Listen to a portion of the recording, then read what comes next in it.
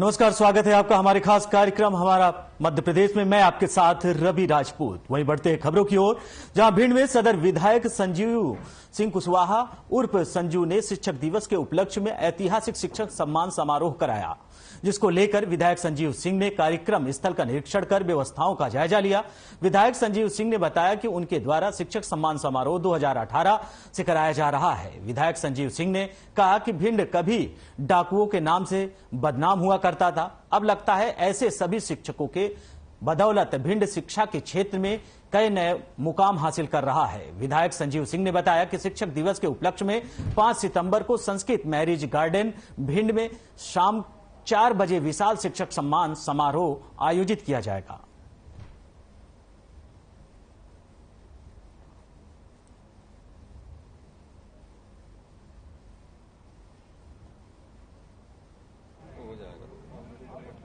कि 2018 के बाद मैंने ये प्रथम कार्यक्रम की शुरुआत की थी 2018 को। 2018 में ऐसी दिमाग में आया कि समाज में जो कार्य कर रहे और जो देश को परम वैभव की तरफ ले जाने वाले, देश को गढ़ने वाले, हमारे युवाओं को, हमारे बच्चों को शिक्षित करने वाले शिक्षकों का सम्मान होना चाहिए, क्योंकि भिंड को हमेशा से बदनाम किया जाता रहा है। तो इसलिए हमने एक प्रयास किया कि एक सकारात्मक पहल करने का प्रयास किया और शिक्षकों का सम्मान करने की शुरुआत हमने 2018 में की।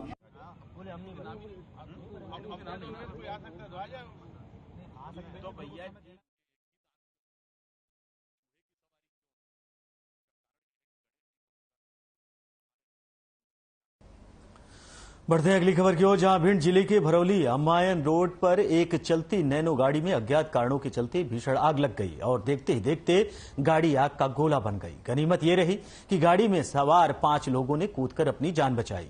खबरों के मुताबिक सड़ा गांव के पास आजी माता मंदिर से दर्शन कर श्रद्धालु लौट रहे थे, तभी यह हादसा हुआ। गाड़ी चालक ने बताया कि फायर ब्रिगेड पहुंचने से पहले गाड़ी जलकर खाक हो गई। पूरी घटना भरौली अम्मायन रोड गोरम गांव के पास की बताई जा रही है। फिलहाल मौके पर पहुंची पुलिस जांच पड़ताल कर रही है।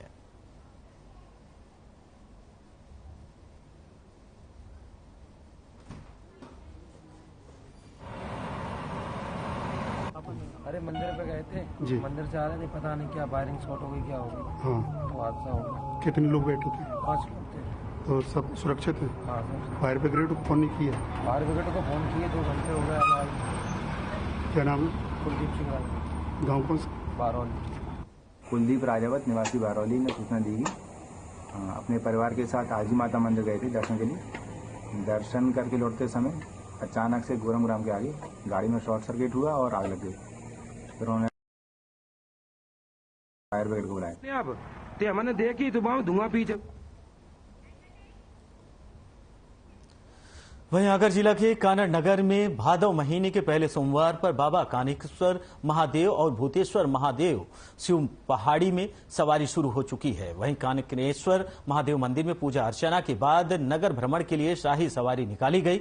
बता दें कि सवारी का कारवां इतना लंबा था कि गणेश चौक से लेकर पुराना बस स्टैंड तक जनमानस की भीड़ थी। कन्नड़ के आसपास के लोगों ने सवारी में शामिल होकर बाबा घनकेश्वर महादेव का आशीर्वाद प्राप्त किया। जगह जगह सवारी का स्वागत किया गया। लोगों की काफी भीड़ भी लगी रही। वहीं आपको बताते चले कि साथ ही घनकेश्वर महादेव सवारी समिति की तरफ से महाप्रसाद का आयोजन किया गया।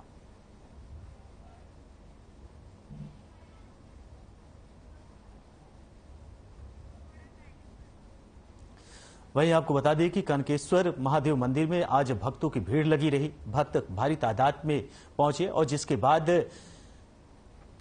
ये प्रसाद वितरण का आयोजन किया जाएगा। तमाम श्रद्धालु आसपास के जिलों से लोग पहुंचे और उसके बाद आज तमाम ढोल नगाड़े फूल बाजाओं के साथ आज कनकेश्वर महादेव मंदिर में पूजा अर्चना की जा रही है।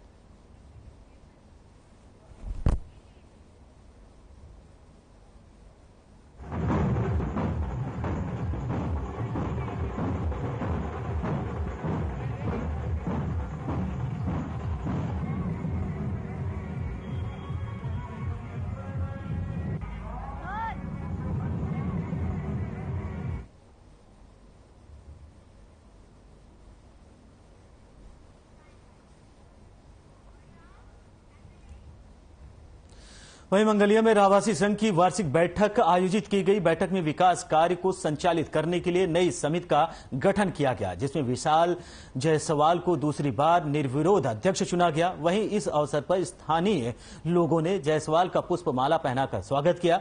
जायसवाल ने बताया कि वह कॉलोनी में पिछली बार की तरह इस बार भी विकास कार्य के लिए लगातार प्रयास करेंगे और कॉलोनी को क्षेत्र की सबसे स्वच्छ और सर्वश्रेष्ठ कॉलोनी बनाने का प्रयास करेंगे। उन्होंने पिछली बार की तरह इस बार भी कॉलोनी के सभी रहवासियों से पूर्णतः सहयोग प्रदान करने का अनुरोध किया है।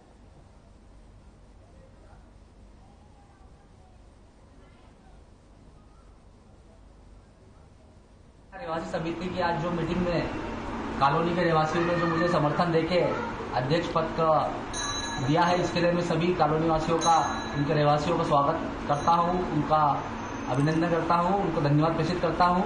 और पुरानी समिति ने जो काम चालू करे हैं, इन कामों को आगे बढ़ाते हुए मंगल विहार कॉलोनी को मैं अपने क्षेत्र की स्वच्छ और सर्वश्रेष्ठ कॉलोनी बनाने का प्रयास करता रहूंगा। यह मेरा हमेशा से प्रयास रहेगा। साथ ही इस बार मैं चाहूंगा कि अपने जो बुजुर्ग रहवासी है, उनका आशीर्वाद लेके, उनका मार्गदर्शन लेके, उनके अनुभव का लाभ लेके मैं अपने कार्य को करूं और युवा साथियों का सहयोग लेके इस कॉलोनी को फिर से अपने क्षेत्र की नई और ऊंचाई पर कॉलोनी को ले आने में प्रयास करूंगा।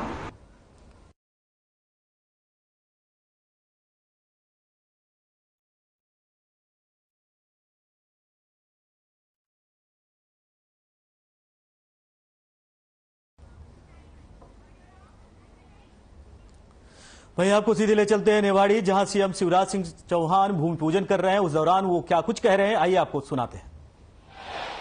अचरू माता की, मेरे सभी बहनों भाइयों की, भांजे और भांजियों की, जग व्यापक श्री राम के दो निवास हैं खास, दिवस ओरछा रहत है शयन अयोध्या वास।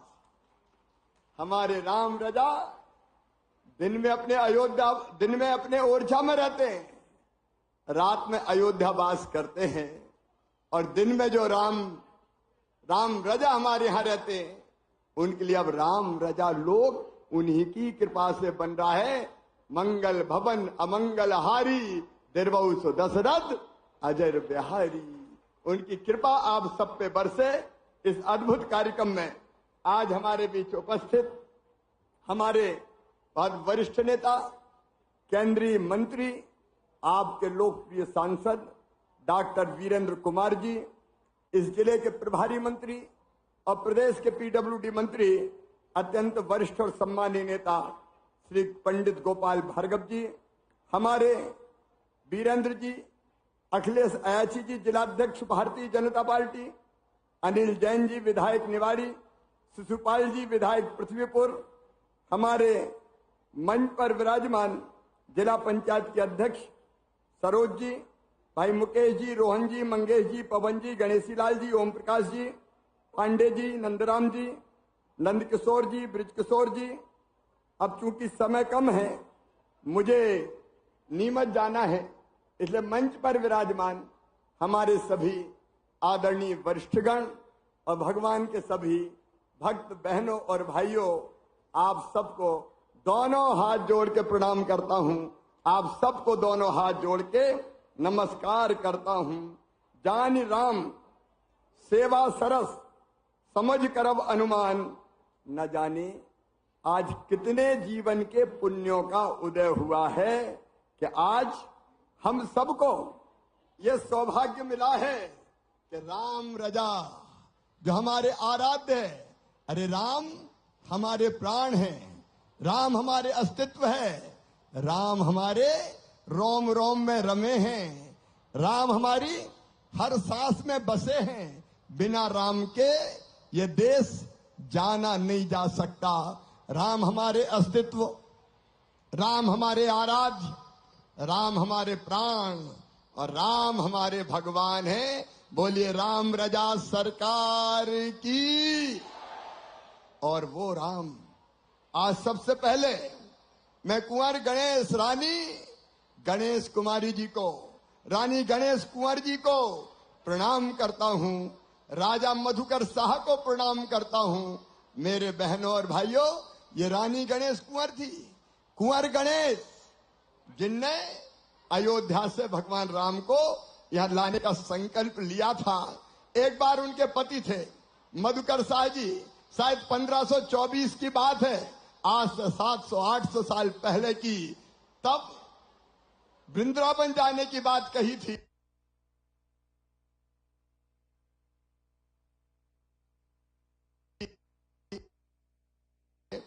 तो राजा बोले रानी से कि अगर भगवान में तुम्हारी इतनी श्रद्धा है तो जाओ अयोध्या और राम भगवान को यहीं ले आओ।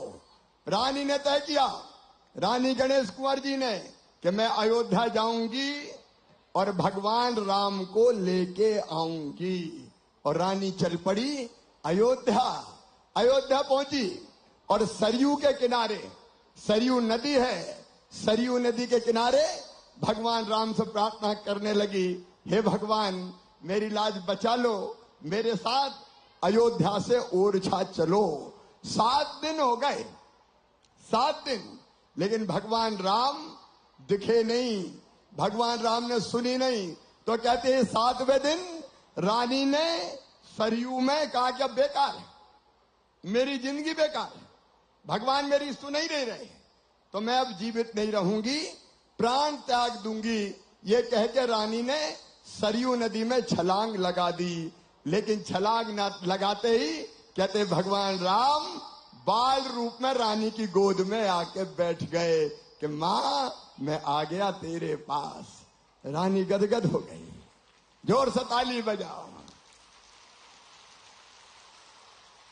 रानी की गोद में स्वयं भगवान राम आके बैठ गए बाल रूप में। फिर रानी बोली, मेरे साथ लला राम रजा, अब तुम्हें चलना पड़ेगा ओरछा। तो भगवान राम ने कहा ऐसे नहीं जाऊंगा, ऐसे नहीं जाऊंगा, मेरी 3 शर्तें हैं। तो रानी बोली बताओ कौन सी शर्त है तुम्हारी। तो भगवान राम बोले, मैं जहां जाऊंगा वहां और कोई राजा नहीं रहेगा, राजा केवल मैं रहूंगा, मैं राम राजा रहूंगा और कोई राजा वहां नहीं होगा। तो रानी ने कहा मंजूर, ओरछा के राजा केवल भगवान राम होंगे। और दूसरी शर्त भगवान ने रखी कि मैं केवल पैदल जाऊंगा, पैदल। हिम्मत हो रानी तो चलो मेरे साथ पैदल, और वो भी पुष्य नक्षत्र में जाऊंगा, पुष्य नक्षत्र में। तो रानी बोली मंजूर है भगवान। 8 महीना 28 दिन, कितने 8 महीना 28 दिन रानी पैदल चलती रही और पैदल भगवान राम को लेके चली वहां से। तीसरी शर्त भी बताई भगवान राम ने कि एक बार जहां बैठ जाऊंगा वहां से उठूंगा नहीं, वहां से मैं उठूंगा नहीं। रानी बोली तीनों शर्त मंजूर, मैं पैदल लेके जाऊंगी, वहां तुम्हारे अलावा कोई दूसरा राजा नहीं होगा, और एक बार कहीं बैठ गए तो वहां से उठना मत भगवान, लेकिन चले चलो ओरछा मेरे राम, चले चलो ओरछा मेरे राम, चले चलो ओरछा मेरे राम। और राम भगवान चल दिए रानी के साथ ओरछा। यहां राजा को पता चल गया मधुकर शाह जी को कि भगवान को लेकर रानी आ रही है, तो उनका महल बनाओ जल्दी जल्दी, भगवान का अच्छा मंदिर बनाओ। तो यहां चतुर्भुज मंदिर बना, चतुर्भुज, ये सोच के कि राम आएंगे तो इस मंदिर में विराजेंगे। अब रानी वहां से लेके चली। 8 महीना 28 दिन के बाद जब ओरछा आई तो सोचा अभी भगवान को कहां स्थापित करूं, कहां ठहराऊं।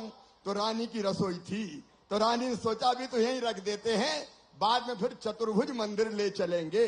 तो भगवान राम रजा जहां है ना, वो रानी की रसोई थी, रसोई, वहां रानी ने ले जाके भगवान की स्थापना कर दी और सोचा बाद में बड़े महल में ले जाऊंगी चतुर्भुज मंदिर।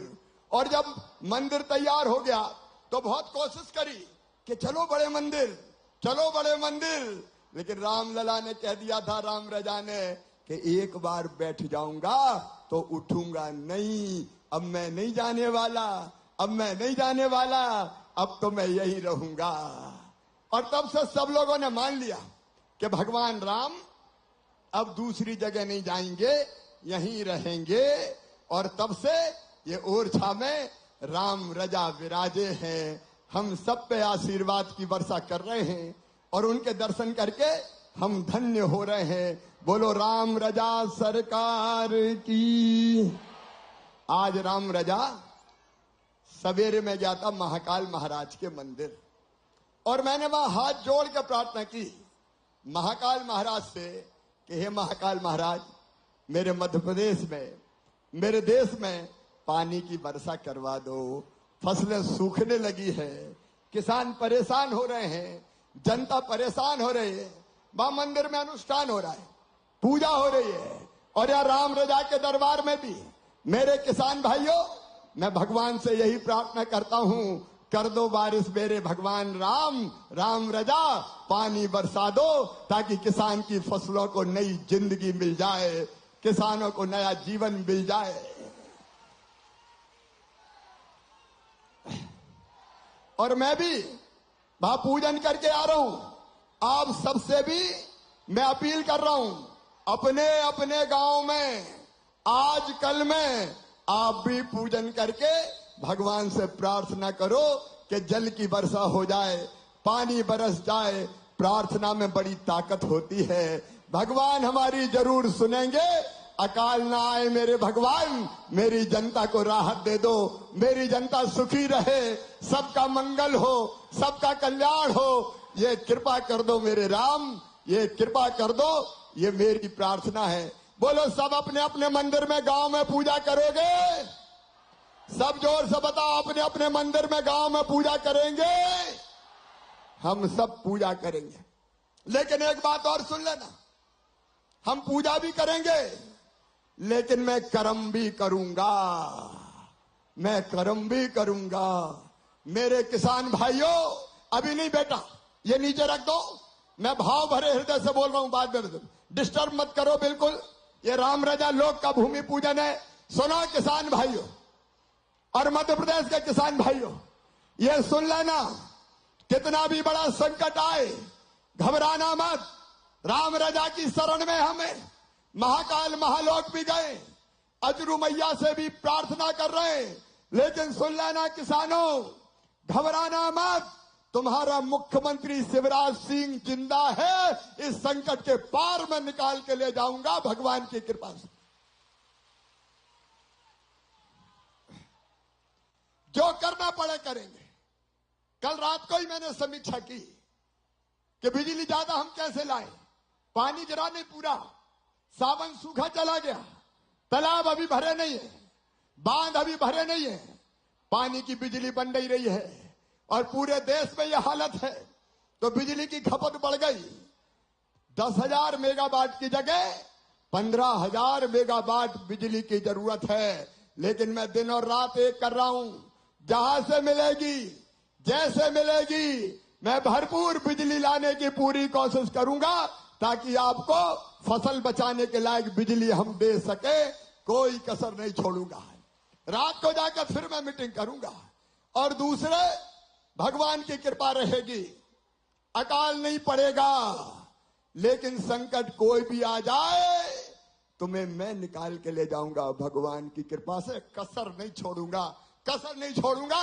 इस समय मुझे और कुछ नहीं दिख रहा सिवाय इसके कि इस अकाल से कैसे निपटा जाए, इस संकट से कैसे निपटा जाए। मैं जमीन आसमान एक कर दूंगा। मेरी सरकार, भारतीय जनता पार्टी की सरकार पूरी ताकत लगा के आपकी सेवा करेगी मेरे बहनों और भाइयों, कि आपको इस संकट से निकाल के ले जाएं। मेरे बहनों और भाइयों, अद्भुत है भगवान राम और अद्भुत है उनकी भक्ति। कई बार जब भक्ति में डूबते हैं तो आंखों में आंसू आ जाते हैं।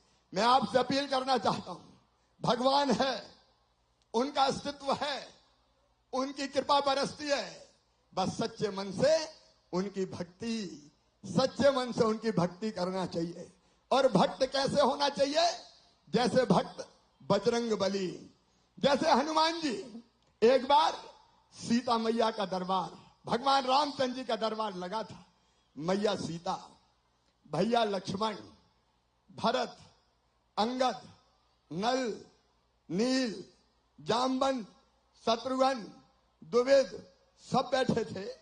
अचानक सीता जी दरबार में बोली कि वैसे तो मुझे सभी भक्त बहुत प्यारे हैं, सभी पुत्र मेरे बहुत अच्छे हैं, लेकिन पुत्रों में भी इस पवन पुत्र का कोई जवाब नहीं है, हनुमान जी का कोई जवाब नहीं है। और यह कह के सीता मैया ने अपने गले से एक मोतियों की माला निकाली और हनुमान जी की गोद में डाल दी और बोली, बेटा ये अयोध्या की सबसे कीमती माला है, ये अयोध्या की सबसे कीमती माला बजरंग मैं तुझे भेंट कर रही हूं।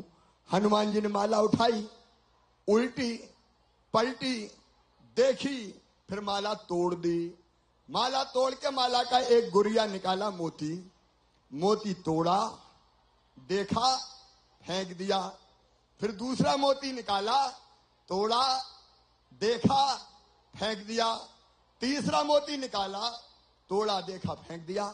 अब दरबार चकित हो गया कि बजरंग बली ये क्या कर रहे हैं, हनुमान जी ने इतने प्रेम से मोती की माला दी है, ये तोड़ तोड़ के फेंक क्यों रहे हैं बजरंग। सीता जी बोली, बेटा बजरंग, इतने प्रेम से मैंने मोती की माला तुझे दी, तू तोड़ क्यों रहा है, बात क्या है। तो बजरंग कहने लगे, मैया तुम भी झूठ बोलती हो। तो सीता जी ने कहा, मैंने क्या झूठ बोला बेटा। बोले, बेटा, बोले मैया तू तो कहती थी ये माला अयोध्या की सबसे कीमती माला है। बोले, हाँ बेटा, अब भी कह रही हूं ये माला अयोध्या की सबसे कीमती माला है। बजरंग फिर मुस्कुराए, मैया अब भी झूठ बोल रही है। अरे मेरे लिए तो कीमती वो है जिसमें मेरे भगवान राम रहते हो, मेरी मैया सीता रहती हो। ये मोती तोड़ तोड़ के देख रहा हूं, ना तो कहीं भगवान राम दिखाई देते हैं और ना कहीं मैया सीता दिखाई देती है, इसलिए मेरे लिए बेकार है, मैं तोड़ तोड़ के फेंक रही हूं। एक दरबार में उठ के खड़े हो गए, बोले, तुम उसी चीज को प्यार करते हो जिसमें भगवान राम और सीता रहते हो। बोले, हाँ। तो बोले, अपने शरीर से प्यार करते हो कि नहीं। बजरंग बोले, सब करते हैं, मैं भी करता हूं। तो बोले, बताओ राम और सीता तुम्हारे शरीर में कहां है। तो कहते हैं, बजरंग ने भरे दरबार में सीना चीर दिया और पूरी दुनिया ने देखा राम और सीता हनुमान जी के हृदय में विराजमान थे, बजरंग के हृदय में विराजमान थे। ये होती है भक्ति, कैसे राम रजा की भक्ति करना। फिलहाल इस बुलेटिन में हमारे साथ इतना ही। नमस्कार।